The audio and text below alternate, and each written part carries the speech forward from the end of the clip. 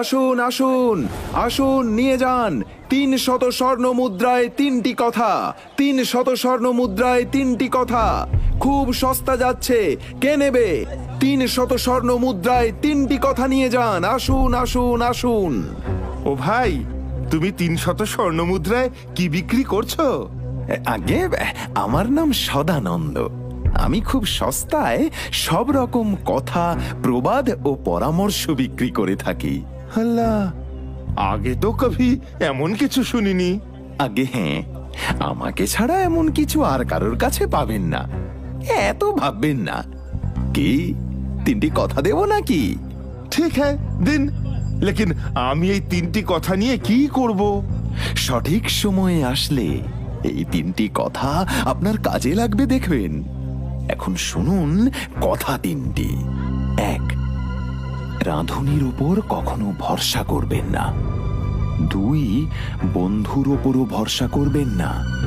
আর 3, আল্লাহ বা ঈশ্বরের ওপর কখনো বিশ্বাস হারাবেন না।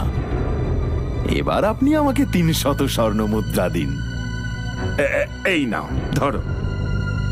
আপনি একদম চিন্তা না করে বাড়ি যান, দেখবেন আমার কথা সঠিক সময়ে কাজে আসবে। এই সাফি হতা হ্যায়, আমার বিশ্বাসই হচ্ছে না। আরে আপনি আমার প্রতি বিশ্বাস রাখুন। খোদা হাফিজ। ফাতিমা, ফাতিমা, একবার বাইরে এসো। সালাম জনাব। আমার কথা মন দিয়ে শোনো ফাতিমা। তুমি এতদিন আমার সাথে আছো, তাই তোমায় বলতে কোনো দ্বিধা নেই। আজকে নূরনগরের বাজারে এক বণিকের সাথে দেখা হলো। সে আমাকে এই আশ্চর্য বীজগুলো দিল আর বলল এই বীজ নাকি মাটিতে পুঁতলেই তার থেকে সাথে সাথে গাছ হবে, আর সেই গাছে নাকি অনেক ফল হবে। এই বীজগুলো তুমি যত্ন করে রেখে দাও। এই আশ্চর্য বীজের কথা কাউকে কখনো বলো না। এই বীজ আমি সঠিক সময়ে ব্যবহার করব। হ্যাঁ, তাই হবে জনাব। তুমি কিন্তু বীজগুলো সামলে রেখো।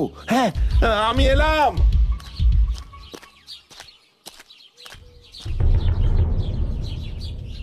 এসো ফাতিমা, এসো এসো। হঠাৎ এমন বেওয়াক্ত এলে, এটা তো তোমার আসার সময় নয়। বেওয়াক্ত এসেছি যাতে আপনার আর আমার আগামী ওয়াক্ত ভালো কাটে। জনাব, এই দেখুন, এই বীজ আমাকে দিয়েছে আক্কেল খাঁ, আর বলেছে এই বীজ রোপণে নাকি কয়েক মুহূর্তেই সুস্বাদু ফলের গাছ হবে।